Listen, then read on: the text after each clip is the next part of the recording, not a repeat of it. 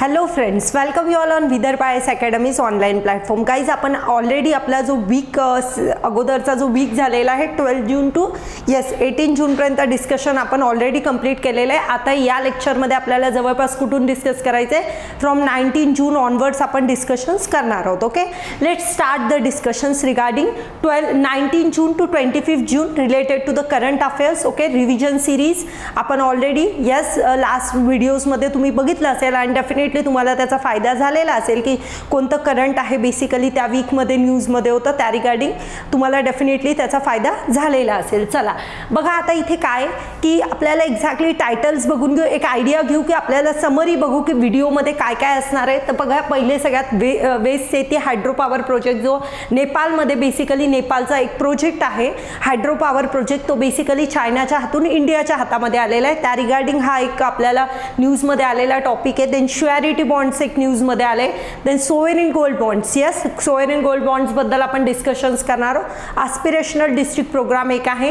Then next one, renewable energy related एक report release झाला आहे, त्याला आपण ग्लोबल स्टेटस रिपोर्ट म्हणतो. या रिगार्डिंग आपल्याला डिस्कशन करायचं आहे. देन एक स्पीसीज आहे, कोणती स्पीसीज आहे बघा, ही बांबू ड्वेलिंग बॅट, तर त्या स्पीसीज बद्दल रिगार्डिंग आपल्याला डिस्कशन्स करायचं आहे. देन नेक्स्ट वन आपला WTO रिलेटेड, WTOची जी 12th नंबरची कॉन्फरन्स झाली जिनिवामध्ये, त्या रिगार्डिंग आपल्याला डिस्कशन्स करायचं आहे. नेक्स्ट आपला टॉपिक कोणता आहे, येस UNSCची 1267 ही एक लिस्ट आहे ज्याच्यामध्ये बेसिकली काय होतं की टेररिस्ट वगैरे जे पण इंडिव्हिज्युअल असेल किंवा ग्रुपचे पीपल असतील त्यांना त्या लिस्टमध्ये आपण टाकू शकतो. देन सिंगल यूज प्लास्टिक बद्दल डिस्कस करणार आहोत. नेक्स्ट त्याच्या नेक्स्ट टॉपिक आपला आहे समर सॉलिस्टाईज, त्याबद्दल आपल्याला डिस्कशन्स करायचं आहे. देन नेक्स्ट वन आपली एक चंबल वाईल्ड लाईफ सँच्युरी, जिथं मायनिंग ॲक्टिव्हिटीज ओपन अप करण्यात आलं, त्या रिगार्डिंग ही सँच्युरी न्यूजमध्ये आली, त्या रिगार्डिंग डिस्कशन्स करणार. यस ऑपरेशन संकल्प स्पर्धा न्यूजमध्ये आहे, त्या रिगार्डिंग एकदा बघणार आहोत. देन नेक्स्ट आपल्याकडे कोणता पॉईंट आहे, येस नेक्स्ट आपला पॉईंट आहे येस डिस्प्लेसमेंट रिलेटेड, की लोकांचं फोर्सफुली काही ठिकाणी डिस्प्लेसमेंट मायग्रेशन्स वगैरे होतात, तर त्या रिगार्डिंग आपल्याला एक्झॅक्टली डिस्कशन्स करायचं आहे. एक निपुण आपला एक प्रोजेक्ट आहे, त्याबद्दल आपण डिस्कशन्स करणार आहोत. नेक्स्ट आपला एक टॉपिक आहे क्रिटिकल इन्फॉर्मेशन इन्फ्रास्ट्रक्चर, न्यूजमध्ये होतं, त्या रिगार्डिंग बघणार आहोत. One nation one ration card कोणत्या स्टेटमध्ये बेसिकली स्टार्ट करण्यात आलं. येस, पहिले काही स्टेटनी अलाउ केलं होतं, काही स्टेट असे होते की ज्यांनी अलाउ नव्हतं केलं, त्यातला आसाम एक होतं की ज्याचा अजून अलाउ नव्हतं, तर डेफिनेटली त्यांनी पण अलाउ केलं. योगा डे झाला 21 जूनला, त्या रिगार्डिंग डिस्कस करायचं आहे. केब्यूल, येस ही स्पीसीज आहे. लामजो नॅशनल पार्कमध्ये एक डिअर आहे, त्यालाच बघा डान्सिंग डिअर पण म्हणतो, तर त्या रिगार्डिंग काय न्यूजमध्ये आलं बेसिकली याच्या रिलोकेशन रिलेटेड इश्यू आहे, तो आपल्याला डिस्कस करायचा आहे. देन महाराष्ट्राचं पॉलिटिक्स आपल्याला माहिती आहे, येस, तर त्या रिगार्डिंग फ्लोअर टेस्ट सध्या न्यूजमध्ये आलेली आहे, ती आपल्याला एकदा चेक करायची आहे की एक्झॅक्टली काय. देन पार्टिसिपेटरी नोट्सबद्दल डिस्कशन्स करायचं आहे. Then what about next, yes, आणि हे दिसतंय आईसलँड, कोणता आईसलँड, येस स्नेक आईसलँड. तर या स्नेक आईसलँड सध्या न्यूजमध्ये कशासाठी आलेलं आहे, तर ही एक रशियाच्या कब्जामध्ये हे सध्या आईसलँड, आणि याच्यावर युक्रेनने अटॅक केल्यामुळे सध्या हे न्यूजमध्ये आलं. देन ब्लॅक डेथ नावाचा एक डिसीज आहे, तो पण एकदा सध्या न्यूजमध्ये आहे. येस, नीती आयोगबद्दल तुम्हाला ऑलरेडी न्यूज आली असेल की नीती आयोगचे काय, येस नीती आयोगचे जे चेअरमन आहे त्यांची अपॉइंटमेंट झालेली आहे, त्या रिगार्डिंग न्यूजमध्ये आहे. नवीन चेअरमन आले, त्या रिगार्डिंग. देन नेक्स्ट आपला पॉईंट काय, येस बघा, हा पॉईंट जो आहे protection related to child right. एंटरटेनमेंटची इंडस्ट्री आहे, त्याच्यामध्ये जे चिल्ड्रन्स असतात ते खूप वेळापर्यंत बेसिकली वर्क करतात, तर त्या रिगार्डिंग इथं प्रोव्हिजन्स आले. तुम्हाला माहिती आहे की आता जसं जसं आपण एंटरटेनमेंट इंडस्ट्री बघत आहोत, तर इथं सोशल मीडिया, OTT प्लॅटफॉर्म, वेगवेगळे प्लॅटफॉर्म येत आहे. मग इथं किती वेळापर्यंत चिल्ड्रन्सचा वगैरे अलाउ आहे, त्या रिगार्डिंग एडिटोरियल आलं होतं, ते पण आपण कव्हरअप करणार आहोत. आणि लास्ट आपली न्यूज या वीकची राहणार आहे vertical launch short range surface to air missile. आता मी तुम्हाला जर एक आयडिया सांगायची झालं तर मी तुम्हाला इथे एक रिकॅप दिलेला आहे की आपल्याला आज काय काय डिस्कस करायचं आहे त्या रिगार्डिंग. आता तुम्हाला एक पॉईंट लक्षात ठेवायचं आहे की काही लोकांचं म्हणणं असेल की मॅडमनी हा टॉपिक नाही घेतला. मी मोस्टली जे न्यूजमध्ये टॉपिक आहे सगळे, इवन इंडियन एक्सप्रेस असो, डाऊन टू अर्थ मॅगझिन असो, किंवा मग हिंदू न्यूजपेपरचे इम्पॉर्टंट येणारे एडिटोरियल असो, सगळे मी जवळपास सगळेच एडिटोरियलचं जे पोर्शन इम्पॉर्टंट आहे ते कव्हरअप करत आहे. काही इम्पॉर्टंट न्यूजमध्ये मी पेंडिंगमध्ये याच्यासाठी ठेवते, एखाद दुसरा जर टॉपिक असेल, कारण त्याला फायनल कन्क्लुजन त्याचं येण्याचं पेंडिंग असतं, जोपर्यंत त्याचं फायनल कन्क्ल्युजन येत नाही आपण डिस्कस करून फायदा आहे का?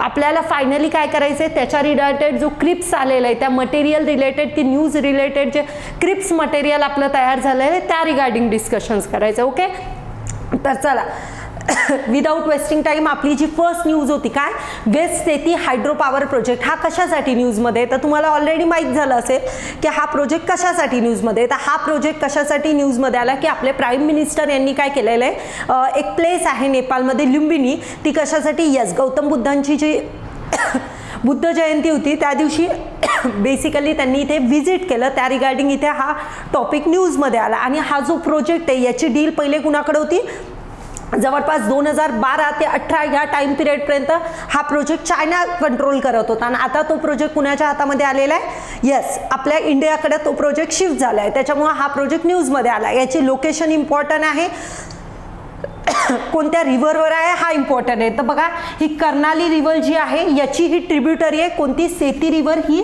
या कर्नाली रिव्हरची ट्रिब्युटरी आहे, त्याच्यावर बेसिकली हा प्रोजेक्ट बनणार आहे. या प्रोजेक्ट थ्रू काय, तर हायड्रो पॉवर प्रोजेक्ट आहे, याच्या थ्रू डेफिनेटली इलेक्ट्रिसिटी जनरेशन होईल. आणि तुम्हाला माहित असेल की Nepal is one of the country की जिथं खूप जास्त पोटेन्शियल आहे. बघा जवळपास 6000 रिव्हर आहे, तिथं खूप जास्त पोटेन्शियल आहे इलेक्ट्रिसिटी जनरेशनचं. सो आपल्यासाठी हा प्रोजेक्ट खूप इम्पॉर्टंट असणार आहे, आपल्यासाठी सिमिलरली नेपाळसाठी. कारण तुम्हाला एक फॅक्ट जर माहीत असेल तर आपण पुष्कळ सारी एनर्जी काय करतो नेपाळकडून, एनर्जी म्हणण्यापेक्षा इलेक्ट्रिसिटी जी आहे ती नेपाळकडून काय करतो, इम्पोर्ट करतो. तर डेफिनेटली इंडियाच्या प्रॉस्पेक्टिव्हनी असेल किंवा तुम्ही नेपाळ प्रॉस्पेक्टिव्हनी बघा, दोन्ही प्रॉस्पेक्टिव्हनी हा प्रोजेक्ट इम्पॉर्टंट आहे. आणि बघा एक अजून इम्पॉर्टंट फॅक्ट तुम्हाला काय लक्षात ठेवायची की हा प्रोजेक्ट पहिले चायना ऑपरेट करवतात आणि चायनाकडून इंडियाच्या हातात आलं तर नक्कीच न्यूजमध्ये येईल प्रोजेक्ट. तर येस डेफिनेटली त्यामुळे हा प्रोजेक्ट न्यूजमध्ये. आणि येस आता बघा इंडियाच्या प्रॉस्पेक्टिव्हनी जर बघायला गेलं तर इंडिया डेफिनेटली इंडियाची ही अचिव्हमेंट म्हणू शकतो. पण बघा इंडियाचं काही जी बॅक हिस्ट्री आहे किंवा आपली जी पास्ट हिस्ट्री जर बघायला गेलो तर आपली जी हिस्ट्री आहे ती काही एवढी म्हणजे प्रोजेक्ट कम्प्लिशनच्या बाबतीत जर म्हणायचं गेलं तर आपली हिस्ट्री थोडीशी खराब आहे असं आपण म्हणू शकतो. कारण याच्यामध्ये आपलं काय झालेलं आहे, आपण पास्ट काही डेजमध्ये आपलं फंडिंगचा इश्यू असेल काही, याच्यामुळे प्रोजेक्ट्समध्ये खूप जास्त डिले झालेला तुम्हाला दिसेल. आणि डिलेमुळं नेहमी नेपाळ आपल्याबद्दल कन्फ्यूज असते प्रोजेक्ट देण्या रिलेटेड. बट ही एक अचिव्हमेंट म्हणू शकतो आपण आपल्या कंट्रीची. ओके चला नेक्स्ट, आता इथं कोणत्या रिव्हरवर आहे काय हे तुम्हाला फॅक्ट्स माहिती असल्या पाहिजे. आपण जवळपास इथलचा जो पॉईंट आहे सगळे आपण डिस्कस केले. आता बघा नेक्स्ट पॉईंट आला श्युअरिटी बॉन्ड. श्युअरिटी बॉन्ड सध्या कशासाठी न्यूजमध्ये, तर बघा ही आपली एक मिनिस्ट्री आहे, कोणती, ministry of road transport and highway. या मिनिस्ट्रीने काय केलेलं आहे, yes insurance regulator authority development authority of India to develop a model product on surety bond consultations with general insurer. बघा आता ही जी एक मिनिस्ट्री आपली त्यांनी काय केलं, या बेसिकली इन्शुरन्स रेग्युलेटरी सोबत कॉपरेशन्स करून श्युअरिटी बॉन्ड्स बेसिकली जनरेट केले. आता एक्झॅक्टली आपल्यासाठी श्युअरिटी बॉन्ड काय हे मी तुम्हाला एकदा एक सिंपल वेनी समजून सांगते की एक्झॅक्टली श्युअरिटी बॉन्डचं मिनिंग काय. तर बघा आता श्युअरिटी बॉन्ड आपण एकदा डिस्कस करू. मी तुम्हाला एक्झॅक्टली आता श्युअरिटी बॉन्डचं एक स्ट्रक्चर आहे ते बनवून एकदा शिकवते की एक्झॅक्टली श्युअरिटी बॉन्ड काय. तर बघा सगळ्यात पहिले श्युअरिटी बॉन्ड समजण्याच्या पहिले आपल्याला एक मेकॅनिझम समजून घ्यायचं आहे, ते पहिले आपण समजून घेऊ आणि त्यानंतर लेट स्टार्ट. आता इथं तुम्हाला काय करायचं आहे, मी जे पण तुम्हाला सांगेल त्याला तुमच्या क्रिप्स नोट्स बनवून ठेवायचे. आता बघा इथं 3 प्लेयर्स इथं फॉर्ममध्ये येतात. तर 3 प्लेयर याच्यामध्ये जेव्हा पण तुम्ही श्युअरिटी बॉन्ड्सबद्दल डिस्कशन्स करता 3 प्लेयर याच्यामध्ये मेनली येतील. बघा एक पर्सन आहे ज्याला काय करायचे, एक पर्सन आहे ज्याला हाऊस बांधायचे, एक पर्सन काय आहे त्याला हाऊस बांधायचे किंवा आपण म्हणू शकतो त्याला हाऊसचं कन्स्ट्रक्शन करायचे. त्याच्यासाठी तो काय झाला, हाऊसचं कन्स्ट्रक्शन करण्यासाठी कॉन्ट्रॅक्टर जवळ गेला. हा काय झाला, हाऊस बांधण्यासाठी त्याला वाटलं की आपल्याजवळ एवढा वेळ नाही आहे तर आपल्याला काय करायचं, एखाद्या कॉन्ट्रॅक्टरला आपण कन्सर्न करून आपलं जे घर आहे ते बांधून घेऊ असं त्याच्या डोक्यात विचार आला एका माणसाच्या. ओके तर त्यांनी काय केलं, कॉन्ट्रॅक्टर सोबत कन्सल्ट केला. कॉन्ट्रॅक्टर म्हणलं येस आय एम रेडी की मी तुझं हाऊस बांधून द्यायला किंवा तुझं जे घर आहे ते बांधून देण्यासाठी रेडी आहे. आता या दोघांची ही गोष्ट ठरली. पण आता सडनली या हाऊस म्हणजे ज्याचा घर बांधायचे त्याच्या डोक्यात एक कन्फ्युजन आलं की आता हा पर्सन आहे याच्या डोक्यामध्ये एक कन्फ्युजन आलं की आपण घर बांधून तर घेऊ याच्याकडून, पण काय गॅरंटी की हा घर एकदम चांगलं बांधेल, असं काही श्युअरिटी नाही की यांनी जर चांगलं मटेरियल यूज नाही केलं, यांनी सपोज चांगल्या क्वालिटीचा माल यूज नाही केला तर डेफिनेटली आपलं घर तर काही दिवसात पडूनही जाऊ शकेल असा याच्या मनात विचार आला. त्याच्यामुळे यांनी याला म्हटलं की अशी काय गॅरंटी आहे की तू मला जे घर बांधून देशील तर ते चांगल्या क्वालिटीचं असेल. आता याला कुणाला विचारलं, या घर बांधणाऱ्यांनी या पर्सनला कॉन्ट्रॅक्टरला विचारलं. मग कॉन्ट्रॅक्टरला जवळ प्रश्न पडला असा आता प्रत्येक जण काही ना काही गॅरंटी मागणार आहे. कोणता पण प्रोजेक्ट जर कोणी कुणाला बनवायला देतोय तर त्याच्याजवळ काहीतरी गॅरंटी पाहिजे, या माणसाला गॅरंटी पाहिजे असं. या जागा कोणती गव्हर्नमेंट पण असू शकते, गव्हर्नमेंटलाही काही एखादा प्रोजेक्ट जर कॉन्ट्रॅक्टरला द्यायचा आहे तर गव्हर्नमेंटलाही काहीतरी गॅरंटी पाहिजे ना की तू प्रोजेक्ट चांगला करून देशील वगैरे या गोष्टीबद्दल.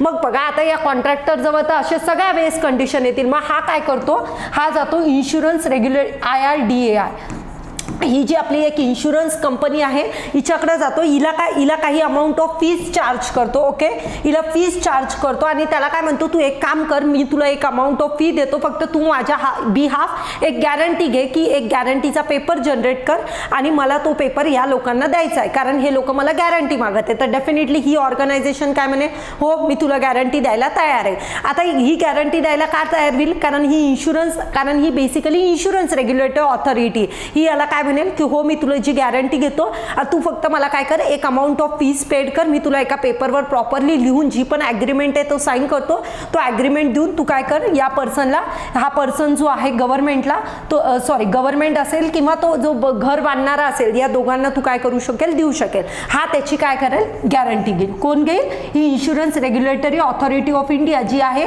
ती या पर्सनची, या कॉन्ट्रॅक्टरची गॅरंटी कोण घेते. मग हा रेडी होईल करण्यासाठी, येस डेफिनेटली डील काय होईल, फायनल होईल. आता बघा इथं अजून एक यालाच आपण काय म्हणतो श्युअरिटी बॉन्ड्स. म्हणजे इथं काय श्युअरिटी बॉन्ड्समध्ये 3 प्लेयर इन्व्हॉल्व झाले. या कॉन्ट्रॅक्टरची गॅरंटी कोणी घेतली, यांनी घेतली आणि यांनी काय केलं, एक पीस ऑफ पेपरवर सगळी इन्फॉर्मेशन लिहून याच्याजवळ सबमिट केली. तर डेफिनेटली हा ॲग्री झाला, हे काय झालं, हा ॲग्रीमेंट काय झाला, क्लोज झाला. म्हणजे हा ॲग्रीमेंट सक्सेसफुली सॉल्व्ह झाला. त्याच आपण ॲग्रीमेंटला काय म्हणतो, हे सगळं जे मेकॅनिझम आहे यालाच काय म्हणतो श्युअरिटी बॉन्ड. म्हणजे याची काय केली, यांनी श्युअरिटी घेतली. कोणी घेतली श्युअरिटी, या इन्शुरन्स रेग्युलेटरी ऑथॉरिटीनी या गव्हर्नमेंट बॉन्डची काय घेतली, गव्हर्नमेंटची असेल किंवा हाऊस जी आहे त्यांना surety paper behalf of contractor त्यांनी काय केला, दिला. ओके, क्लिअर आहे.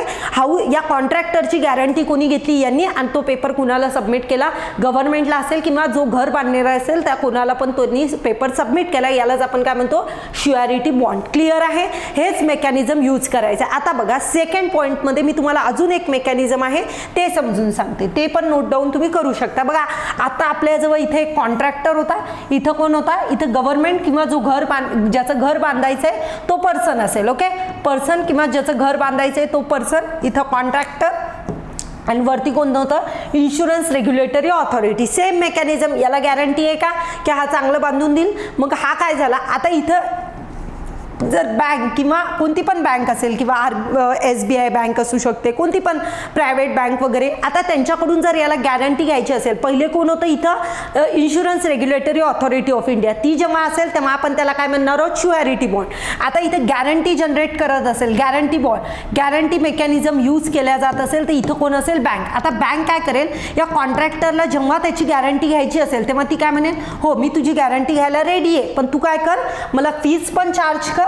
ओके, फीज पण दे आणि सोबतच काय दे, गॅरंटी फीज पण दे आणि सोबत काहीतरी सिक्युरिटी की जर तू व्यवस्थित घर नाही बांधलं तर मी तर माझ्या जवळचे पैसे लावून राहिलो, तर तू मला काहीतरी सिक्युरिटी अमाऊंट पण तुझी जी आहे ती पण माझ्याजवळ काहीतरी ठेव. ओके, तर इथं बघा पहिल्या कंडिशन्समध्ये आपण काय बघितलं, सिक्युरिटी अमाऊंट ठेवायची गरज होती का नाही, फक्त एक फीज पेड करायची, तो तुझी गॅरंटी घ्यायला रेडी होता. पण आता काय आहे, तुला सिक्युरिटी अमाऊंट पण तिथं फायनान्स करायला लागेल आणि मग ही बँक काय करेल, या गव्हर्नमेंटला किंवा पर्सनला याच्या बिहाफ काय करेल, गॅरंटी घेईल. ओके, आता बघा इथं बँक होती आणि इथं कोण सांगितलं मी, इथं insurance regulatory development authority of India होती. आता ह्या दोघांमध्ये फरक काय किंवा हे आणण्याचा श्युअरिटी बॉन्ड आणण्याची आपल्याला नेसेसिटी का पडली, त्या बॉन्डवरून मूव्ह ऑन करू.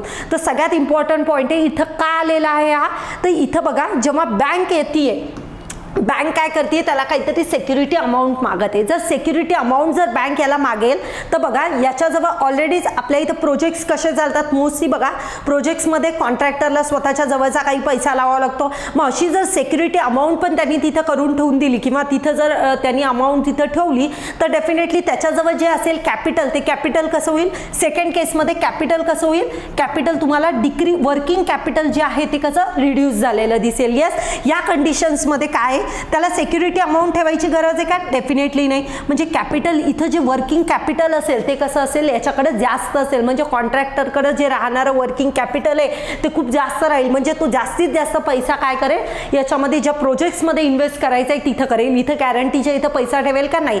तर हे याचं काय, हे याचं एक मेन प्रिन्सिपल आहे किंवा हा त्याचं वर्किंग प्रिन्सिपल एकदम बेस्ट आहे. त्याच्यामुळे आता सध्या आपण श्युअरिटी बॉन्ड्स कोणत्या पण प्रोजेक्टमध्ये आपण सध्या लॉन्च केलेले. क्लिअर आहे. बघा थोडंसं मी सिम्प्लिफाय करून सांगण्याचा प्रयत्न केला आहे, कारण इथं जसे नावं दिसतात ते तुम्हाला खूप जास्त कन्फ्युजन झालं असतं. ओके, बघा आता इथं श्युअरिटी बॉन्ड जे तुम्हाला दिसत आहे, तर श्युअरिटी बॉन्ड बघा काय दिलेलं आहे, दिसतंय. श्युअरिटी बॉन्ड्स कोण घेतं, इन्शुरन्स कंपनी, त्याला आपण श्युअरिटी म्हणू शकतो. हा ऑब्लिगी, तर याला काय म्हणू शकतो, ऑब्लिगीला. आणि प्रिन्सिपल म्हणजेच काय बघा, प्रिन्सिपल म्हणजे जो बेसिकली ज्याचं घर बांधून द्यायचंय तो पर्सन, आणि ऑब्लिगी म्हणजे जो त्याचं घर बांधून देणार आहे तो पर्सन. तर असे तुम्हाला पॉइंट्स लक्षात ठेवायचे. चला आता आपण बघू श्युअरिटी बॉन्ड्स बद्दल. बघा काय दिलंय, it's a define as simplest form of return agreement guarantee. Okay, guarantee compliance payment and performance of an act. इथं बेसिकली काय करते, ही इन्शुरन्स रेग्युलेटरी ऑथॉरिटी जी आहे, authority development authority of India, ही काय करते, त्या कॉन्ट्रॅक्टरच्या बिहाफ गॅरंटी घेते. ओके, आणि बघा इथं काय दिले, 3 पार्टी मेकॅनिझम. याच्यामध्ये एक कॉन्ट्रॅक्टर होता, एक कोण होता ज्याचं घर बांधून द्यायचं तो पर्सन किंवा बेसिकली गव्हर्नमेंट होते असं म्हणू शकतो. आणि तिसरा कोण प्लेअर होता, हा आपला IRDAI. Okay, insurance regulatory development authority of India. हा 3 प्लेअर, तर 3 प्लेअर इथं आपल्याजवळ सामील होते. क्लिअर आहे. Principal, surety and obligee. Clear झालं. तर ह्या तिन्ही पार्टीज इथे इन्व्हॉल्व असतील. आणि ही गॅरंटी कोण देईल, डेफिनेटली श्युअरिटी बॉन्डची गॅरंटी कोण जनरेट करतो, तर it's generated by whom, it's done by yes insurance regulatory authority. अशा प्रकारे तुम्हाला हे जे पॉइंट्स आहेत ते लक्षात ठेवायचे. येस, याचा फायदा काय होईल, बेनिफिशरीजला पण प्रोटेक्शन मिळेल, की जो बेसिकली गॅरंटी पण मिळेल. आणि सेकंड वन, वर्किंग कॅपिटल इथं वाढल्यामुळे याचा परफॉर्मन्स कसा होईल, वाढायला सुरुवात होईल. तर अशा प्रकारे तुम्ही हे काय करू शकता, लक्षात ठेवू शकता. चला नेक्स्ट पॉइंट आहे आपला सोवेरिन गोल्ड बॉन्ड. सोवेरिन गोल्ड बॉन्ड बद्दल पण मी तुम्हाला असंच एक सिंपल वेनी समजून सांगणार आहे. आणि बघा हे जे मेकॅनिझम्स मी तुम्हाला सांगितले याचा तुम्ही स्क्रीनशॉट पण काढू शकता किंवा अशाच अँगलने तुम्ही पण तुमचं नोट्स बेसिकली फॉर्म करू शकता. ओके, आता याचा फायदा काय होईल, की डेफिनेटली आपल्याला रिवाइज करायचं असेल तर आपल्या लँग्वेजमध्ये आपण जेव्हा पण काही प्रेझेंटेशन्स करतो, it will be quite easier for us to remind it, और त्याला लक्षात ठेवणं किंवा आपण म्हणू शकतो त्याला मेमोराइज करणं जास्त इझी जाते. ओके, आता अशीच ही पण एक कन्सेप्ट आहे, ती पण मी तुम्हाला इझी वेनी समजून सांगणार आहे. बघा आता इथं काय आलंय, government of India consultation with RBI will issue sovereign gold bonds in 22-23 ला. आता सध्या RBI काय करत आहे, गोल्ड बॉन्ड्स काय करत आहे, बेसिकली लॉन्च करत आहे. आता याच्यामध्ये RBI हे लॉन्च करणार आहे, ते सगळं ठीक आहे. बघा ही स्कीम कधी स्टार्ट करण्यात आली, आपण एकदा थोडा फॅक्च्युअल डेटा बघून घेऊ, त्यानंतर लगेच आपण एक्झॅक्टली सोवेरिन गोल्ड बॉन्ड काय असतात त्याच्याकडे आपण मूव ऑन करू. तर बघा इथे कधी 2015 ला ही स्कीम बेसिकली स्टार्ट करण्यात आली. नेक्स्ट पॉइंट तुम्ही काय सांगू शकता, इलिजिबिलिटी वगैरे याच्या रिलेटेड आपण डिस्कशन करू, पण पहिले हे पॉइंट समजा. चला आता आपल्याला मी तुम्हाला जे मेकॅनिझम समजून सांगते एकदम इझी वेनी, ते लक्षात ठेवा. सेम आपण जसं बघितलं तसंच आता आपल्याला इकडे पण एक फॉर्म करायचा आहे मेकॅनिझम. ओके, तर बघा आता सोवेरिन गोल्ड बॉन्ड म्हणजे काय ते समजून घ्या सगळ्यात पहिले, की सोवेरिन गोल्ड बॉन्डचं मिनिंग काय. बघा कोणतं पण आता आपण सोनं घ्यायला जातो, सोनं घेताना आपण physical format in the sense सोनं जर घ्यायला गेलो तर सोन्याच्या फॉर्ममध्ये काहीतरी घेऊन येतो. येस, आता बघा काही लोक असे असतात की ज्यांना फक्त सोनं कशासाठी खरेदी करतात, फ्युचर इन्व्हेस्टमेंटच्या पर्पजने काय करतात, सोनं काय करतात, खरेदी करतात. मग आता काही लोकांचा फक्त एवढाच प्रॉस्पेक्टिव्ह असतो की सोनं फक्त इन्व्हेस्टमेंट म्हणून खरेदी करतात. येस, काही लोकांचं असं असतं. मग आता इथे काय होतं की ज्या लोकांना फक्त इन्व्हेस्टमेंटसाठी सोनं खरेदी करायचं आहे त्यांना काय केला जातो, एक पीस ऑफ पेपर असतो, तो बॉन्ड मार्केटमध्ये आणला जातो. तो बॉन्ड तुम्ही खरेदी करायचा, त्याची प्राइस जी असेल ती सध्या सोन्याची जी प्राइस चालू असेल त्या प्राइसमध्ये तुम्हाला विकत घ्यायचा आहे त्या माणसाकडून, आणि त्या माणसाला काय करायचे म्हणजे आता हा जो बॉन्ड काढला जातो हा गव्हर्नमेंटच्या बिहाफ RBI काढते. ओके, म्हणजे RBI मार्केटमध्ये आणेल, पण हा बॉन्ड कोणी जनरेट केलेला असेल, येस गव्हर्नमेंटच्या बिहाफ हे काम कोण करतं, RBI करते. ओके, गव्हर्नमेंटचे कामं RBI करते. मग हा पीस ऑफ पेपर मार्केटमध्ये आणला जाईल. आता सपोज मी काय करेल, तो पीस ऑफ पेपर विकत घेईल. विकत घेताना मला जी प्राइस पे करायची ती सध्या गोल्डची जी प्राइस चालू असेल त्या प्राइसवर मी तो बॉन्ड काय करेल, इश्यू करेल. ओके, जो पण गोल्डची प्राइस चालू असेल त्या प्राइसवर तो बॉन्ड काय केला जाईल, इश्यू केला जाईल. मग आता हा बॉन्ड मी त्या पर्सनकडून खरेदी करेल. तो पर्सनकडे खरेदी केल्यावर मी त्याला कॅश दिली. आता माझ्याकडे फिजिकल फॉर्मॅटमध्ये कोणतं सोनं आलंय का, डेफिनेटली नाही. माझ्याकडे काय सोन्याच्या किमतीत फक्त मी काय केलंय, तो कागद घेतलेला आहे. मग मला त्याचा फायदा काय, तर बघा याचा फायदा असा आहे की हा जो तुम्ही गोल्डचा पेपर घेतलेला आहे, आता मी 8 वर्ष माझी मॅच्युरिटी पिरियड असेल. ओके, 8 वर्षानंतर मी जेव्हा तो विकायसाठी जाईल किंवा जेव्हा मी गव्हर्नमेंटला रिटर्न करेल तेव्हा मला त्या टाइम पिरियडला गोल्डचा जो रेट चालू असेल, गोल्डचा जो रेट चालू असेल त्या रेटनी मला ते काय करतील, बेसिकली प्राइस पे करतील. क्लिअर आहे सगळ्यांना? काय सांगितलं बघा, एक पीस ऑफ पेपर असेल, तो पेपर मी त्या पर्सनकडून खरेदी करेल. कुणाकडून खरेदी करेल, येस तो जो बेसिकली पेपर जनरेट कोण करत आहे, RBI करत आहे. जिथं पण बँक्स वगैरे जिथं पण अवेलेबल असेल तिथून मी परचेस करेल, त्याला गोल्डच्या प्राइसमध्ये तो पेपरची प्राइसमध्ये खरेदी करेल. 8 वर्षानंतर मॅच्युरिटी पिरियड आल्यानंतर त्याची जर प्राइस या टाइम पिरियडला जर 50,000 होती, सडनली 5 वर्षानंतर 50,000 के होती, 50,000 होती. या टाइम पिरियडला 8 वर्षानंतर जर मी त्याला तो बॉन्ड वापस करायला जाईल किंवा विकायला जाईल, सपोज ही प्राइस जर 70,000 रुपये झाली तर मी त्या प्राइसला तो बॉन्ड काय करेल, विकेल. म्हणजे लोकांचा पर्पज काय असतो मोस्टली की इन्व्हेस्टमेंट म्हणून काय करायचं आहे, गोल्डला खरेदी करायचं आहे. तर हा एक सिंपल मेकॅनिझम गव्हर्नमेंटने काढलाय. ज्या रेटला म्हणजे तुम्ही काही दिवस पहिले तो बॉन्ड घेऊन ठेवायचा, ज्या नंतर 8 वर्षानंतर जेव्हा पण तुम्ही त्याची मॅच्युरिटी पिरियड झाल्यानंतर मार्केटमध्ये आणसाल तर तुम्हाला त्या टाइम पिरियडला सोन्याची जी रेट चालू असेल त्या प्राइसला तो विकल्या जाईल. क्लिअर आहे? तर बघा आता हे प्रोव्हिजन्स मी तुम्हाला सांगितले, याच्यात अजून काही प्रोव्हिजन्स आहे ते तुम्हाला लक्षात ठेवायचे. पहिलं प्रोव्हिजन लक्षात ठेवायचं आहे की मिनिमम सोनं किती खरेदी करू शकतो एक इंडिव्हिज्युअल, तर 1 ग्रॅमपर्यंत मिनिमम इंडिव्हिज्युअल काय करू शकतो, हा bond through paper basically bond through काय करू शकतो, सोन्याचा बॉन्ड जो आहे मिनिमम 1 ग्रॅमपर्यंत खरेदी करू शकतो. मॅक्सिमम पर्सन किती करू शकतो इंडिव्हिज्युअल, तर 4 kg पर्यंत काय करू शकतो, मॅक्सिमम तो बेसिकली खरेदी करू शकतो. ओके, आता जर एखादा ग्रुप असेल किंवा ट्रस्ट असेल तर हे किती करू शकतात, तर हे मॅक्सिमम किती करू शकतात, 20 kg. मिनिमम किती असेल, मिनिमम दोन्हीकडे कंडिशन सेम 1 ग्रॅम, मॅक्सिमम इंडिव्हिज्युअलसाठी 4 kg आणि ग्रुप किंवा ट्रस्टसाठी 20 kg. सगळे प्रोव्हिजन्स होपफुली तुम्हाला समजले असतील. म्हणजे इतक्या सोन्यापर्यंत तुम्ही ते बॉन्ड्स काय करू शकता, बेसिकली खरेदी करू शकता. ओके, इतकी जोपर्यंत लिमिट असेल तितकी. म्हणजे जर सध्या आता सोन्याची प्राइस जर 5,000 ग्रॅम चालू असेल तर मिनिमम किंमत किती असेल, 5 ग्रॅम. क्लिअर आहे? तो बॉन्ड कितीचा असेल, 5,000 ग्रॅम. जर ती किंमत सपोज 8 वर्षानंतर 7,000 झाली, जेव्हा तुम्ही विकायला जासाल तुम्हाला किती रुपये मिळतील, 7,000. आता हे सगळे पॉइंट्स आपण डिस्कस केले. अजून एक पॉईंट काय लक्षात ठेवायचं आहे, मॅडम आपण त्यांना देऊन 8 वर्षासाठी तिथं देऊ, तर मधात आपल्याला जर बाहेर यायचं असेल तर आपण निघू शकतो का तिथून बाहेर, तर हो, तुम्हाला जेव्हा वाटलं तेव्हा तुम्ही निघू शकता का, तर निघू शकत नाही. त्याच्यासाठी तुम्हाला 5 वर्ष तरी ॲटलिस्ट तिथं थांबावं लागतं. 5 वर्षानंतर तुम्ही निघू शकता. ओके, तर 5 वर्षानंतर तुम्ही डेफिनेटली निघू शकता. मग आम्हाला याचा फायदा काय, तर बघा फायदा असा आहे की तुम्हाला गोल्ड तुम्ही ज्यांनी इन्व्हेस्टमेंट म्हणून खरेदी केलं असेल ते काय करतील, त्यांना त्याची अमाऊंट 8 वर्षानंतर ज्यावेळेस सोन्याची प्राइस जी चालू आहे त्या रेटनी काय होईल, सेल केल्या जाईल. सोबतच तुम्हाला बघा एक ॲडव्हान्टेज असा असतो की 2.5% इंटरेस्ट रेटवर तुम्हाला काय इथं बेसिकली इंटरेस्ट रेट पण तुम्हाला देत आहेत. किती, सरकार जवळपास 2.5% व्याजदर तुम्हाला तिथं बेसिकली देत आहे. तर हा पण तुम्हाला एक फायदा आहे. तर अशा प्रकारे याचे खूप सारे फायदे. आता याचं कन्क्लुजन जर करायला गेलो, डेफिनेटली याचा एक्झॅक्टली फायदा काय होईल, तर बघा आपण खूप सारं सोनं काय करतो, इम्पोर्ट करतो. इम्पोर्ट म्हणजे बाहेरच्या देशाकडून आपण खरेदी खरेदी करतो. मग आता जर मी सोनं खरेदी करत आहे तर मला काय करावं लागतं, त्या कंट्रीजला डॉलरच्या फॉर्मॅटमध्ये पैसे पेड करावं लागतात. मग आपल्या कंट्रीमधून खूप सारा फॉरेन रिझर्व्ह काय जातो, बाहेरच्या कंट्रीमध्ये जातो.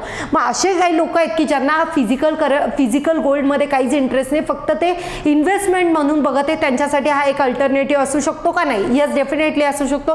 त्याच फॅक्ट आपल्याला इथे सगळ्या समराईज केलेल्या आहेत. चला आता आपण ही बघू स्लाइड, कारण थोडासा न्यूजमध्ये इश्यू आहे आणि नेहमी तो रिपीट होऊ शकतो, त्या रिगार्डिंग आपण हे डिस्कशन केलेलं आहे. बघा 2015ला स्टार्ट केलं. कोण करू शकतो? तो कोणीही करू शकतो. बघा फक्त तो काय असला पाहिजे, रेसिडेंट ऑफ इंडिया असेल तो बेसिकली हे काय करू शकतो, हा बॉन्ड बेसिकली जनरेट करू शकतो. सेकंड पॉईंट इथं काय सांगितलं आहे, कोणी पण हिंदू असेल, अनडिवायडेड फॅमिलीचा पर्सन असेल, देन युनिव्हर्सिटी, चॅरिटीज, इन्स्टिट्यूशन पण बेसिकली काय करू शकतात, हे बेसिकली खरेदी करू शकतात. सेकंड बघा इथं 24, इथं तुम्हाला बेसिकली फीचर किंवा याची एक अजून फायदा काय किंवा ॲडव्हान्टेज जर बघायला गेलो तर बघा ॲडव्हान्टेजमध्ये असं पण आहे की फिजिकल फॉर्मॅटमध्ये लोन ठेवायचं म्हणलं खूप जास्त रिक्स आहे. लोन ठेवायचं म्हणजे गोल्ड ठेवायचं असेल तर रिक्स आहे. इथं तशी रिक्स आहे का? काही नाही, एक पेपर आहे फक्त आपल्याकडे. येस, तर बघा तसं पण काही आपल्याला म्हणजे त्रास होणार नाही. देन इन्व्हेस्टमेंट लिमिट इथं किती दिलेली आहे की एक पर्सन असेल तर त्याची इन्व्हेस्टमेंट लिमिट कितीपर्यंत असू शकते? बघा मिनिमम 1 ग्रॅमपर्यंत सगळ्यांसाठी असेल, 4 kg इंडिव्हिज्युअलसाठी आहे, आणि कोणता ट्रस्ट वगैरे असेल तर मॅक्सिमम लिमिट किती आहे? 20 kg. ओके, टर्म याचा मॅच्युरिटी पिरियड किती असेल? 8 वर्ष. ओके, आणि इथं बघा इंटरेस्ट रेट पण तुम्हाला मिळणार आहे पर ॲनम किती? 2.5% म्हणजे 2.5% तुम्हाला इथे इंटरेस्ट रेट पण पर ॲनम मिळेल. असं तुम्हाला जनरल तुम्ही फिजिकल फॉर्मॅटमध्ये लोन घेतल्यावर मिळेल का? डेफिनेटली नाही. तर आपण म्हणू शकतो हा त्याचा काय एक ॲडव्हान्टेज आहे. क्लिअर आहे हा स्कीम काय? बघा जर समजलं नसेल तरी एकदा रिकॅप करा. मी तुम्हाला अजून एकदा फक्त शॉर्टमध्ये सांगते. बघा आपल्याला फिजिकल फॉर्मॅटमध्ये लोन म्हणते गोल्ड घेण्याची गरज आहे का? नाही. एक पेपर देतील, त्या पेपरवर घ्यायचं. तुम्हाला नंतर विकायचं असेल तर विकताना कोणता रेट दिला जाईल, त्यावेळेस सोन्याचा जो रेट चालू आहे त्या रेटला तुम्हाला ते विकता येईल. म्हणजे तुमचा फायदा झाला का नाही झाला? तुम्ही कमी पैशाला खरेदी केलं, जास्त पैशाला विकत आहे, त्या वेळेस जो रेट चालू आहे त्याला विकता येत आहे. तुम्हाला इथे इंटरेस्ट रेट मिळतोय. तसं फिजिकल फॉर्मॅटला मिळते का? नाही. श्युअरिटी आहे. श्युअरिटी म्हणजे काही ठिकाणी फसवणूक होते वगैरे, अशा गोष्टी पण इथं होणार नाही, कारण हे गव्हर्नमेंटच्या बिहाफ या गोष्टी RBI करत आहे. तर डेफिनेटली हे काय त्याचे फायदे तुम्ही लक्षात ठेवू शकता. फक्त इथं 2 गोष्टी लक्षात ठेवा. मिनिमम 1 ग्रॅम, मॅक्सिमम इंडिव्हिज्युअलसाठी 4 kg आणि ट्रस्टसाठी 20 kg. 3 फॅक्ट्स आहेत त्या तुम्ही प्रॉपर लक्षात ठेवा. ओके, चला आपली नेक्स्ट पॉईंट आहे aspirational district programme. Aspirational district programme म्हणजे काय? तर ॲस्पिरेशन म्हणजे ॲस्पिरेशनल, आता बघा इथं थोडासा वेगळा वर्ड यूज केला आहे. ॲस्पिरेशन्स काय यूज केलाय की जिथं आपल्याला बेसिकली डेव्हलपमेंटसाठी आपल्याला काहीतरी स्कोप आहे, अशाला आपण काय म्हणू शकतो? ॲस्पिरेशन. ओके, म्हणजे थोडे पिछले हुए डिस्ट्रिक्ट किंवा जिथं डेव्हलपमेंट थोडी कमी झालेली आहे अशा डिस्ट्रिक्टला आपण कशामध्ये कन्सिडर केलेलं आहे? ॲस्पिरेशन डिस्ट्रिक्टमध्ये. ओके, प्राईम मिनिस्टरने आता काय केलंय? Express the desire to extend aspirational district program in a block आणि city level. Aspirational district program आता ब्लॉक्स आणि सिटीमध्ये पण काय करायचं आहे? बेसिकली लॉन्च करायचा आहे. आता हा जो ॲस्पिरेशनल डिस्ट्रिक्ट प्रोग्राम कधी स्टार्ट करण्यात आला तर इयर पण माहित पाहिजे. 2018 पासून आपण बेसिकली हा प्रोग्राम स्टार्ट केला. कशासाठी? ज्या सिटीज किंवा ज्या बेसिकली अशा ठिकाण आहे किंवा असे डिस्ट्रिक्ट्स आहे की जिथं प्रोग्रेस खूप कमी झालेली असेल, तिथं डेव्हलपमेंट पर्पजसाठी आपण काय केलं आहे? हा aspirational district programme basically start केला आहे. नेक्स्ट काय सांगितलं आहे? पुअर सोशो इकॉनॉमिक इंडिकेटरला आपण लक्षात घेऊन इथं काय करत आहोत? डेव्हलपमेंट करत आहोत. बघा इथं कशावर फोकस दिला आहे? स्किल डेव्हलपमेंटला एरियाज ऑफ फोकस काय दिले? स्किल डेव्हलपमेंट करायचे म्हणजे जास्तीत जास्त लोकांना स्किल प्रोव्हाइड करायचे, जेणेकरून त्यांना एम्प्लॉयमेंट अपॉर्च्युनिटीज मिळायला पाहिजे.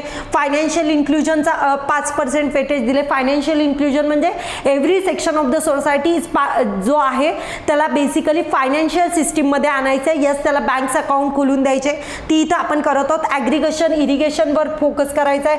हेल्थ, न्यूट्रिशन वाढवायचं आहे, हेल्थ चांगली प्रोव्हाइड करायचे. एज्युकेशन आणि बेसिक इन्फ्रास्ट्रक्चर म्हणजे रोडवेज, रेल्वेज, एनर्जी सेक्टर, इथं पण त्याची डेव्हलपमेंट झाली पाहिजे. त्या रिगार्डिंग तो आपला बेसिकली ॲस्पिरेशनल डिस्ट्रिक्ट प्रोग्राम आपण बघितला. नेक्स्ट आपला आहे येस रिन्युएबल एनर्जी रिलेटेड एक ग्लोबल स्टेटस रिपोर्ट रिलीज करण्यात आला. एक्झॅक्टली स्टेटस काय आपण ते बघू. आणि हा रिपोर्ट कुणी रिलीज केला? त्या रिगार्डिंग लक्षात ठेवा. येस, बघा काय दिलंय, renewable energy policy network for 21st century, basically हा रिपोर्ट रिलीज केलाय. ओके, आता इथं काय रिन्युएबल एनर्जी सेक्टरमध्ये आपली प्रोग्रेस करूया. रिन्युएबल एनर्जीमध्ये बघा सोलर असेल, वाइंड असेल, वेगवेगळ्या प्रकारे जी एनर्जी जनरेट केली जाते, हायड्रो पॉवर असेल, तर वेगवेगळ्या प्रकारे जी आपण एनर्जी जनरेट करतो without any harming the nature, त्याला आपण काय म्हणू शकतो, रिन्युएबल एनर्जी. ओके, चला renewable energy again we can define like that. Yes, जे साठे बेसिकली काय रिन्यू होऊन राहिले, म्हणजे जे साठे संपणार नाहीये किंवा जे अनलिमिटेड टाइम पिरियडसाठी आपल्याकडे आहेत त्याला आपण कशात कॅटेगराईज करतो, रिन्युएबल. सनलाईट अनलिमिटेड आहे, वाइंड अनलिमिटेड आहे, वॉटर अनलिमिटेड नाही म्हणू शकत, पण जे आपण बेसिकली हायड्रो पॉवर थ्रू जे जनरेट करतो ते पण आपल्याजवळ एनर्जीचे साठे कसे आहेत, आपण चांगल्या वेळेने आपण काय करू शकतो, यूज करू शकतो. म्हणजे आपल्याकडे तिथं संपुष्टात येणारे साठे कमी आहेत, त्याला आपण रिन्युएबल एनर्जी म्हणतो. ओके, त्याला आपण नेहमी रिन्यू करू शकतो. बघा इथं काय सांगितलंय की रिन्युएबल एनर्जी रिलेटेडची सध्याची प्रोग्रेस जी आहे ती थोडीशी कमी डाऊन झालेली आहे. रिझन काय असेल, डेफिनेटली कोविड-19, लोकांचा फोकस दुसऱ्या गोष्टीकडे गेलेला होता त्या रिगार्डिंग. आता इथं काही कंट्रीज आहेत की ज्यांनी बेसिकली कमिटमेंट केलं होतं, ते commitment still they are not able to fulfil that commitment. त्या रिगार्डिंग तिथं आपल्याला मागच्या स्लाइड्समध्ये दिलं आहे. आता इथं काय इंडिया रिगार्डिंग रिन्युएबल एनर्जीचं इंडियाचा परफॉर्मन्स कसा आहे तर बघा, इंडिया रिन्युएबल एनर्जीच्या सेक्टरमध्ये 3rd रँकवर आहे. पहिल्या रँकवर डेव्हलपमेंटच्या बाबतीत कोण आहे तर पहिला आहे चायना अँड सेकंड स्पॉटवर आहे रशिया. म्हणजे ओव्हरऑल रिन्युएबल एनर्जी त्याच्यात सगळ्या गोष्टी आल्या, मग सोलर असो, वाइंड असो, सगळ्या गोष्टी, इथं विंड असो, सगळ्या गोष्टी आपण कन्सिडर करतो. ओके, देन हायड्रो पॉवर कॅपॅसिटीमध्ये आपला नंबर, इथं जर ओव्हरऑल रिन्युएबल एनर्जी बघायला गेलो तर 3rd स्पॉटवर आहे. हायड्रो पॉवर कॅपॅसिटी जर बघायला गेलो तर इंडियाची कॅपॅसिटीचा जो रँक आहे तो कितवा आहे तर ते तुम्हाला मला कमेंट सेक्शन्समध्ये टाकायचे. मुद्दामून मी तिथं टाकलेलं नाही. डेफिनेटली तुमच्यासाठी तुम्ही ही जाऊन एकदा इन्फॉर्मेशन सर्च करा. डेफिनेटली मी नेक्स्ट लेक्चरमध्ये तुम्हाला त्या रिगार्डिंग इन्फॉर्मेशन देईल, कारण आपला हा डेफिनेटली फर्स्ट पार्ट येतो आणि सेकंड पार्टमध्ये आपण डेफिनेटली बाकीचे राहिलेले टॉपिक्स तर सेकंड पार्ट येईल त्याच्यामध्ये डेफिनेटली मी तुम्हाला याचं जे आहे ते एक्झॅक्टली उत्तर सांगेल. तर हायड्रो पॉवरचं एक्झॅक्टली सध्या किती आपला रँक किती आहे ते मला तुम्हाला सांगायचे. Hydro power energy related rank किती आहे इंडियाचा ते मला सांगा. Okay, the next one solar related दिलेला आहे, नाही तर सगळं सांगितलं तर सोलर रिलेटेड किती रँक आहे तर इंडियाचा सोलर रिलेटेड रँक बघा किती दिलेला आहे. India was in a second spot. Okay, largest in the Asia and India is in a second spot and 3rd in a globally. एशियामध्ये इंडियाचा रँक सेकंड आहे आणि ग्लोबली 3rd रँक आहे. Okay, आता बघा इथं तुम्ही एक काम करू शकता, इथं काय करा बेसिकली ज्या सगळ्याच आहेत म्हणजे रिन्युएबल एनर्जीमध्ये वाइंड असो, आपली सोलर एनर्जी असो, या रिगार्डिंग सगळ्या म्हणजे टॉप 3 कंट्रीजचे नावं तुम्ही काय करा मेन्शन करा. ओके, टोटल इन्स्टॉलेशन्समध्ये इंडियाचा रँक किती आहे 4th आहे. कशाशी रिलेटेड, सोलर एनर्जी. तर त्या रिगार्डिंग आपल्याला माहीत पाहिजे ओव्हरटेकिंग जर्मनीला आपण काय केलं, ओव्हरटेक केलेलं आहे. देन विंड रिलेटेड आपला काय आहे 3rd रँक आहे. तर पहिल्या यार इथं दिलेला आहे, अदरवाईज आपण मेन्शन करू शकलो असतो. चायना, जर्मनी अँड USA यांचा चायना फर्स्ट स्पॉटला आहे आणि जर्मनी आणि USA सेकंड स्पॉट आणि इंडिया 3rd स्पॉट. तर असा फक्त आता तुम्हाला काय करायचं, हायड्रो एनर्जीचा डेटा पुटअप करा अँड सोलर एनर्जीचे जे पहिले स्टेट आहेत त्यांचं नाव मेन्शन करा. चला नेक्स्ट आपला आहे बांबू ड्वेलिंग बॅट. आता हा जो बॅट दिसतोय बघा याची साईज खूप छोटी आहे आणि हा काय करतो बेसिकली आपण म्हणू शकतो असा याला बेसिकली चालतो, हा बेसिकली चालतो म्हणण्यापेक्षा रेंगतो म्हणू शकतो. हा काय करतो, याची साईज खूप छोटी आहे बघा, बोटावर ठेवलेला आहे तो आणि त्याची साईज खूप छोटी आहे. आता ही स्पीसीज आपल्याला कुठं सापडली आहे तर बघा याची स्पीसीज आपल्याला मिझोरममध्ये याची स्पीसीज बेसिकली मेघालयामध्ये याची बेसिकली स्पीसीज तुम्हाला बघायला मिळेल. कोणत्या वाईल्ड लाईफ सेंच्युरीमध्ये, वाईल्ड लाईफ सेंच्युरीचं नाव आपल्याला माहीत असायला पाहिजे. एखाद्या वेळेस असं पण क्वेश्चन येऊ शकतो वाईल्ड लाईफ सेंच्युरीचं नाव देऊन कुठल्या स्टेटमध्ये आहे ते विचारू शकतात, कारण north eastern state is again very famous for the wildlife sanctuary. तिथलच्या ज्या पण वाईल्ड लाईफ सेंच्युरी असतात इट्स इन अ न्यूज आणि ऑलरेडी याच्याशी रिलेटेड अशाच टाईपचा एक अरुणाचल प्रदेशमधली एक कोणती तरी सेंच्युरी होती त्या रिगार्डिंग क्वेश्चन आलेला आहे. सो आपल्याला या सेंच्युरीचं नाव माहीत असलं पाहिजे. Okay, it's located in Meghalaya. नाव काय, नॉंग्याखिलम वाईल्ड लाईफ सेंच्युरी नाव लक्षात ठेवू शकता. हा ड्वेलिंग बॅटच्या स्पीसीज तिथं मिळाल्या. आता बघा जे मेघालय आहे ना, it's Meghalaya is again famous for the highest bat population आहे. त्या तुम्हाला मेघालयाच्या मेघालयामधल्या स्टेट आहे तिथं तुम्हाला इथं हायेस्ट बॅट डायव्हर्सिटी किंवा जास्त पॉप्युलेशन तुम्हाला इथं मिळेल. जवळपास बघा 51% ऑफ टोटल बॅटची जी पॉप्युलेशन आहे किंवा स्पीसीज आहे तुम्हाला कुठं मिळतील, येस मेघालयामध्ये बघायला मिळतील. त्याच्यामुळे जर बॅट रिलेटेड फॅक्ट्स आल्या तर डेफिनेटली तुम्हाला माहीत पाहिजे आणि it's again in a news, so आपल्याला माहीत असलं पाहिजे. ओके, चला नेक्स्ट इम्पॉर्टंट टॉपिक आहे. हा टॉपिक सध्या न्यूजमध्ये पण आहे.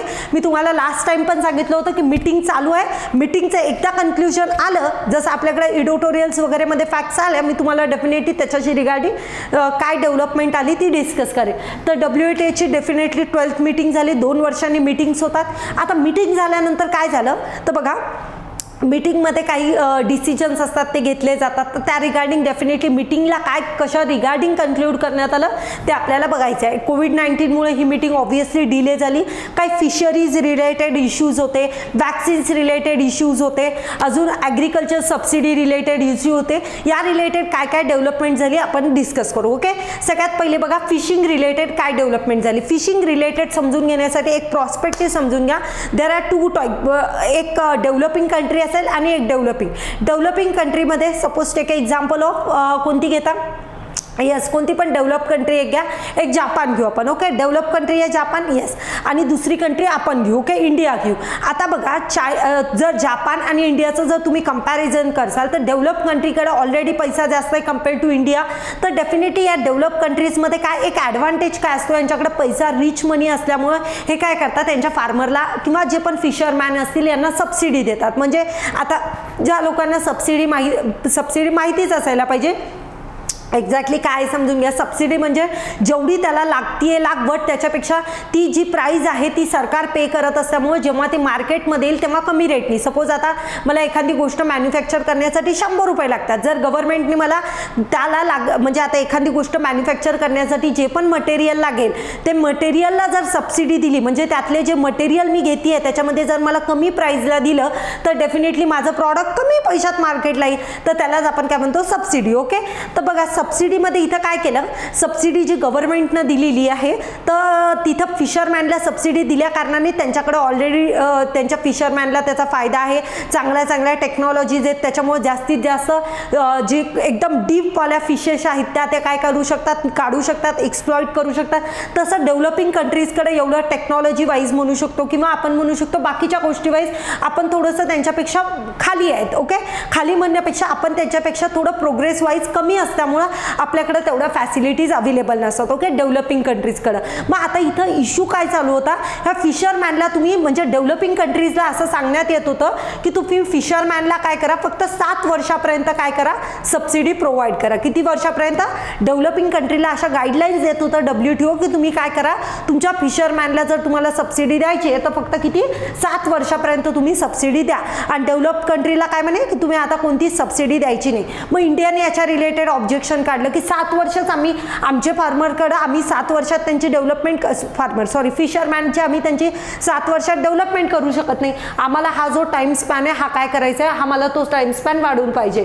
तर जवळपास 25 वर्षाचा इंडिया स्पॅन मागत आहे आणि डेफिनेटली तो काय झालेला आहे सध्या जो हा फिशरमॅन रिलेटेड इश्यू आहे इंडियाच्या साईडनी, याचा जो टिल्टेड डिसिजन आहे तो इंडियाच्या साईडनी गेला आहे असं आपण म्हणू शकतो. नेक्स्ट बघा, global food security act related पण काही डिस्कशन चालू आहे.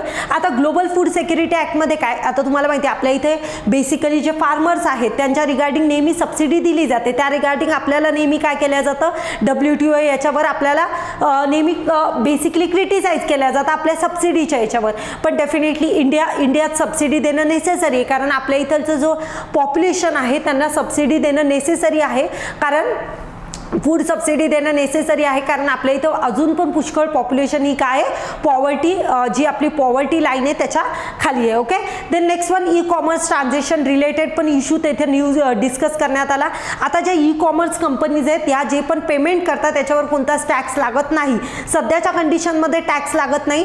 डेफिनेटली अजून पण त्यांनी हेच डिसिजन घेतला आहे की आम्ही टॅक्स जो ई कॉमर्स कंपनी ज्या पेमेंट करतील त्याच्यावर कोणताही टॅक्स अलाउ करणार नाही. पण इंडियाचं म्हणणं आहे आम्हाला त्याच्यावर काही ना काही टॅक्स लावू द्या. तर तो डिसिजन सध्याच्या टाइम पिरियडला थांबलाय.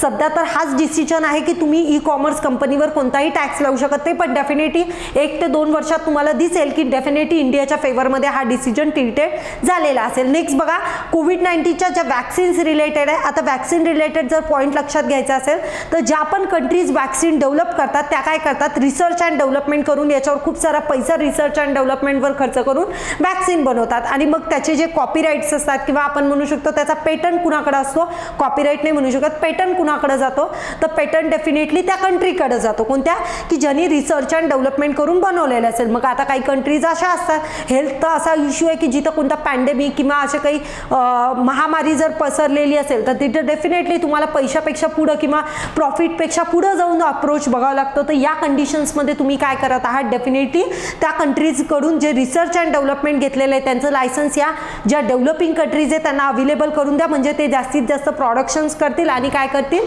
येस त्याला काय करू शकतील, कमी दरामध्ये विकू शकतील. ओके, तर या रिगार्डिंग तो ॲग्रीमेंट आहे तो पण इंडियाच्या फेवरनी साईन झाला. येस, वॅक्सिन्स रिलेटेड तुम्ही काय करू शकता, प्रोडक्शन करू शकता. फक्त एक थोडासा सेटबॅक म्हणू शकतो तो असा आहे की फक्त वॅक्सिन मॅन्युफॅक्चरिंगसाठी आपल्याकडं यस आपल्या फेवरनी तो डिसिजन टिल्टेड झालेला आहे. पण जे प्रॉडक्ट्स असतात बघा, आता फक्त मेडिकल प्रॉडक्ट्सच आपण वॅक्सिनच नाही म्हणू शकत, बाकीच्याही गोष्टी येतात. काही आपण म्हणू शकतो ते बेसिकली डॉक्टर्ससाठी जे बेसिकली सूट्स वगैरे राहतात लाईक दॅट. तर या गोष्टी पण इम्पॉर्टंट असतात. त्याला आपण प्रॉपरली एक नाव आहे, I am not able to recall right now. ते एक्झॅक्टली आपण त्याला एक्झॅक्टली काय म्हणतो ते बघा. आणि त्याला आपण काय करतो, हा यस किट्स म्हणतो. यस, डेफिनेटली त्या किट्स वगैरे असतात ते मटेरियल असतं, तर त्याला आपण काय करू शकतो, डेफिनेटली ते पण मॅन्युफॅक्चरिंग करण्याची जर आपल्याला प्रोव्हिजन्स दिल्या तर आपल्यासाठी तो काय येईल, एक फायद्याचा डिसिजन राहील. पण आत्ताच्या कंडिशनमध्ये फक्त वॅक्सिन्स रिलेटेड त्यांनी अप्रुव्हल दिलंय. तर बघा, ओव्हरऑल जर आपण बघायला गेलो तर इंडियाचा आपण म्हणू शकतो एक बडी जीत हुई आहे इंडिया की लाईक दॅट, की याच्यामध्ये जे पण डिसिजन्स आले ते इंडियाच्या फेवरनी तुम्हाला दिसतील.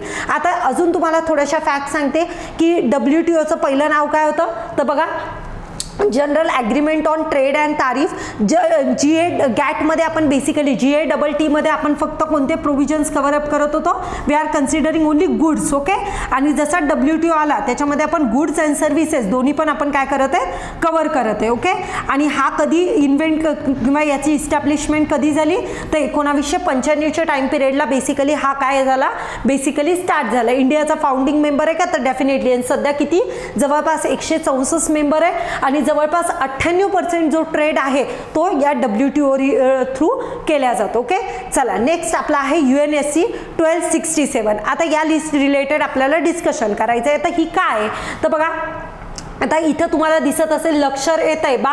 ओके, मिलिटंट, आणि यालाच आपण काय म्हणतो, अल कायदा ISIL इस्लामिक इराक लिव्हिनंट. आता हे जे नाव आहे तुम्ही लक्षात नाही ठेवले तरी चालेल. ओके, तर फक्त एवढंच आहे. पॉईंट असा आहे की इथं सध्या न्यूजमध्ये कशासाठी आलेला आहे, तर न्यूजमध्ये याच्यासाठी आलेला आहे India and US jointly propose मैकी a top LET मिलिटंट. आता इथे एक आपण म्हणू शकतो पाकिस्तानचा एक टेररिस्ट होता, त्याला काय केलं, त्याला बेसिकली या लिस्टमध्ये टाकण्यासाठी इंडिया आणि USAने दोघांनी मिळून प्रपोजल UNSCच्या काउन्सिलमध्ये प्रपोज केलं. कुठे, UNSC. मी तुम्हाला UNSC काय एक्झॅक्टली सांगते, फक्त लक्षात ठेवा. सध्या काय झालं, इंडिया आणि USA दोघांनी मिळून एक टेररिस्ट होता, त्या टेररिस्टला कुठं लिस्टमध्ये, टेररिस्टची एक लिस्ट प्रेझेंट करतो हा UNSC 1267 हे नाव दिसतंय. याच्यामध्ये बेसिकली काय केलं जातं, जे पण टेररिस्ट इंडिव्हिज्युअल असो किंवा टेररिस्टचा ग्रुप असो त्याला या लिस्टमध्ये प्रेझेंट करत असेल तर त्याला काय म्हणतो आपण, UNSC 1267. ओके, त्या लिस्टचं नाव असेल हे. ओके, आता इथं बघा काय प्रॉब्लेम काय झालेला आहे, याला ऑब्व्हियसली ब्लॉक केलेलं आहे. ब्लॉक केलं कुणी केलं असेल, ऑब्व्हियसली तुम्हाला माहिती आहे पाकिस्तानच्या फेवरमध्ये UNSCच्या काउन्सिलमध्ये कोण बसलेलं आहे, चायना. तर चायनाने या डिसिजनला काय केलं, ब्लॉक केलं. आता हे सगळं समजून सांगण्याच्या पहिले तुम्हाला फक्त पहिले हे समजून घ्या की UNSCचं स्ट्रक्चर कसं आहे. आपण स्ट्रक्चर समजून येऊ, नंतर आपण डिस्कस करू. बघा, UNSC मध्ये देर आर किती मेंबर्स आहे, UNSCच्या याच्यामध्ये 10 नॉन परमनंट मेंबर आहे आणि 5 किती परमनंट मेंबर आहे. नॉन परमनंट 10 आहे आणि 5 परमनंट मेंबर आहे. What exactly mean the non permanent आणि 5 परमनंट. 5 परमनंट मेंबरमध्ये कोणाचं नाव येतं, पहिलं नाव येतं चायना, ओके, सेकंड नाव USA, तिसरा आपण लक्षात घेऊ शकतो UK, चौथा आहे फ्रान्स आणि लास्ट कोण राहिला? Yes, who is missing? Yes, Russia. तर या 5 कंट्रीजचं नाव तुम्ही लक्षात ठेवू शकता. कोणत्या? या 5 परमनंट. आता इकडे नॉन परमनंटच्या किती? 10 कंट्रीज राहतील. आता या 10 कंट्रीज ज्या आहेत या रोटेशनल बे, नॉन परमनंट आहे, म्हणजे या काय होतात? या रोटेशनल म्हणण्यापेक्षा हे इलेक्शन्स होतात इथे आणि कंट्रीजला ज्या पण असतील त्यांना काय केलं जातं? इलेक्ट करून इथं 10 पोस्ट बदलल्या जातात. म्हणजे हे याची जी इलेक्शन्स आहे हे 2 वर्षांनी होतात. म्हणजे इथलच्या पोस्ट या नेहमी चेंज होणार, या पोस्ट तशाच्या तशा परमनंट राहणार. आता बघा या परमनंटच्या संदर्भात एक कन्सेप्ट न्यूजमध्ये येते, तिचं नाव आहे veto. What exactly mean the veto? Veto power म्हणजे जर बघा आता एखादा डिसिजन आहे, आता 5 मेंबर आहे, हे एखादा डिसिजन घ्यायचा आहे की आता इथं जसं की पाकिस्तानमधला एक टेररिस्ट आहे त्याला काय करायचं आहे? आपल्याला त्या लिस्टमध्ये ॲड करायचं आहे. पण जर चायनाने फक्त एकट्याने नाही म्हणलं आणि बाकी सगळ्या कंट्रीज काय म्हणत आहे? हो, याला काय करायचं आहे? आपल्याला त्या लिस्टमध्ये ॲड करायचं आहे आणि फक्त चायनाच म्हणत आहे की याला करायचं नाही आहे, तरी तो डिसिजन पुढं दिला जात नाही. कारण या काय 5 परमनंट कंट्रीमधले एका पण कंट्रीने एखाद्या डिसिजनला ब्लॉक केलं, तो डिसिजन तशाच्या तिथंच पडून राहील. त्या डिसिजनला आपण काय म्हणतो? Veto decision. व्हीटो म्हणजे एकाने जरी इथं ब्लॉकेज दिलं तरी पण काय होईल? सगळ्यांचं डिसिजन तिथं मानण्यात येणार नाही. म्हणजे बघा आता इथं काय ते 5 कंट्री, 5 मधल्या 4ही कंट्री जरी हो म्हणत आहे आणि एका कंट्रीने नाही म्हणलं तरी तुमचा डिसिजन पुढं पास होणार नाही. That is called as veto. आता ही कंडिशन इथं झाली आहे का? नाही. इथं काय कंडिशन झालेली होती की त्या टेररिस्टला टाकण्यासाठी, यस हीच कंडिशन म्हणू शकतो, फक्त रशियाने तर वोटच केला नाही. ही चायना जे आहे त्यांनी याला ब्लॉक केलं. कोणता? पाकिस्तानचा एक टेररिस्टला लिस्टमध्ये टाकण्यासाठी चायनाने ब्लॉकेज केला आणि डेफिनेटली तो डिसिजन पुढं पास झाला नाही. तर त्या रिगार्डिंग इथं आपल्याला हे न्यूजमध्ये आलं. फक्त आपल्याला ही लिस्ट काय ती माहीत असली पाहिजे. ओके, आता 2001चा जो अटॅक झाला त्यानंतर आपण बेसिकली ही एक अशी लिस्ट तयार केली. ओके, एक सेकंड. हां, तर बघा आता इथं ही कमिटी दिलेलं आहे नाव. 1999ला सेटअप करण्यात आली. ओके, सप्टेंबर 2001चा अटॅक झाला. ओके, देन नेक्स्ट वन बघा, नोन फॉर दी, आता याच कमिटीला आपण काय म्हणतो? दैश अल कायदा सँक्शन्स कमिटी. हे पण आपण त्याचं नाव आहे, तेवढं तुम्ही लक्षात ठेवू शकता कारण हे दोघं पण जण टेररिस्ट आहे. आता इथं तेच दिलंय की परमनंट मेंबर, नॉन परमनंट, जे मी तिकडं तुम्हाला समजून सांगितलं की एक्झॅक्टली मेकॅनिझम काय आहे तेच इथं आपल्याला पूर्ण फॉर्मॅटमध्ये बघा. 10 non permanent countries, 5 permanent countries. एखाद्या कंट्रीने ब्लॉक केलं तर तो डिसिजन पुढे पास होतो का? डेफिनेटली नाही. आणि सध्याच्या कंडिशन्समध्ये इंडिया जो आहे आपला तो नॉन परमनंटच्या सीटवर बसलेला आहे. हे पण लक्षात ठेवा. इंडियाची पिरियड 2 वर्षासाठी आहे आणि इंडियाची टर्म आता संपत आली. जवळपास 21 stay or council for the 2 year. एक कंट्री असेल ती 2 वर्षापर्यंत राहू शकेल. 21ला आपल्याला मिळाली तर अजून 1 वर्ष आपला कालावधी बाकी आहे. तर आपली ती सीट थोड्या दिवसामध्ये जी आहे ती दुसऱ्या कंट्रीला ट्रान्सफर केल्या जाईल कारण आपला 2 वर्षाचा टाइम पिरियड संपत आहे. क्लिअर आहे? चला आता इंटरेस्टिंग टॉपिक काय दिसतंय? Single use plastic. Single use plastic म्हणजे काय? काही सिंगल यूज प्लास्टिकमध्ये फक्त प्लास्टिक कॅरी बॅग नाही, काही पण आपण जे थर्मासचे बघतो ना, आपण पाणी वगैरे पिताना यूज करतो ते थर्मासचे वगैरे, ते पण जे आहेत ते कशामध्ये येतील? It's under the plastic. तर प्लास्टिकमध्ये आपण कन्सिडर करू शकतो. आता बघा सध्या गव्हर्नमेंटचा काय डिसिजन आलेला आहे? 1 जुलै 2022 पासून ऑल इंडिया जे प्लास्टिक आहे ते काय बॅन केल्या जाईल. तर बघा list single use plastic will be ब्लॅन. तर याच्यामध्ये तुम्हाला दिसेल मॅन्युफॅक्चरर असो, इम्पोर्टर असो, स्टॉकिंग असो, सगळ्यांवर हा प्लास्टिक बॅनचा जो डिसिजन आहे तो बॅन होईल. सध्या आपल्यासाठी फॅक्ट काय इम्पॉर्टंट आहे? बॅन प्लास्टिक कुठं कुठं केलं? तर बघा बांगलादेश कंट्रीने बॅन केलेलं आहे प्लास्टिक, न्यूझीलंडने केलं आहे, चायना आणि USA. तर या सगळ्या या 4 कंट्रीजचं नाव तुम्हाला माहिती पाहिजे. कोण? न्यूझीलंड. सेकंड कोण सांगितला? Yes New Zealand, Bangladesh, USA and 4th one is home China. Okay, तर या 4 कंट्रीजनी काय केलेलं आहे? या प्रपोजलला ब्लॉक केलेलं आहे. ओके, चला आता आपण ऑलरेडी इतके टॉपिक्स डिस्कस केले. राहिलेले टॉपिक्स जे आहेत आपण नेक्स्ट लेक्चरमध्ये डिस्कस करू कारण व्हिडिओ खूप जास्त लेंदी नको व्हायला. ओके गाईज, आपण नेक्स्ट व्हिडिओमध्ये जे आपले राहिलेले जे अपकमिंग टॉपिक्स आहेत, ऑलमोस्ट अजून आपले पुष्कळ टॉपिक्स बाकी आहे, तर आपण ते जे आहे ते सेकंड व्हिडिओमध्ये पार्टमध्ये आपण बघू. तोपर्यंत स्टे ट्यून गाईज.